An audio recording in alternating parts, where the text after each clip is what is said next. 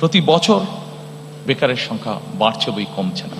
আমরা যদি আমাদের ডেমোগ্রাফি দেখি, পপুলেশন ডেমোগ্রাফিটা দেখি, যে 15-20 বছর থেকে আমাদের 60-62 বছর পর্যন্ত, তাহলে এটির সুবিধা আমরা পাবো 2040 সাল পর্যন্ত।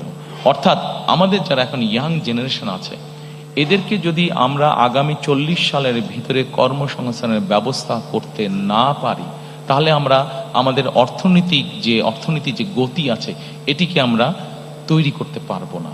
অর্থনৈতিক যে সমৃদ্ধি আছে সেই সমৃদ্ধিটাকে আমরা কাজে লাগাতে পারবো না। সেই জন্য আমাদেরকে যে কোনোভাবেই হোক আমাদেরকে সিদ্ধান্ত বা পরিকল্পনা গ্রহণ করতে হবে কিভাবে আমরা এত বিপুল সংখ্যক, অর্থাৎ 15-20 বছর থেকে 60-62 বছর পর্যন্ত, যে অর্থাৎ 2040 সালের মধ্যে আমরা আমাদের যুব বলতে যেই শ্রেণীটা আছে, তরুণ বলতে যেই শ্রেণীটা আছে, তাদের কর্মসংস্থানের ব্যবস্থা করতে পারি। আমরা এখানে অনেকগুলো বিষয় চিন্তা করেছি, তার মধ্যে 2-3টি বিষয় আমি আপনাদের সাথে আলোচনা করব। যেমন বিদেশি ভাষা।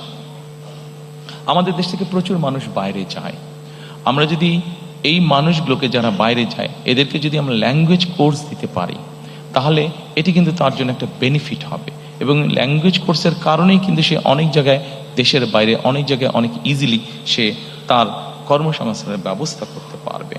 একই সাথে আমরা তাদের দক্ষতা অর্জনের জন্য দেশের বিভিন্ন জায়গায় এরিয়া বেসিসে আমরা বিভিন্ন ট্রেনিং ইনস্টিটিউট আমরা তৈরি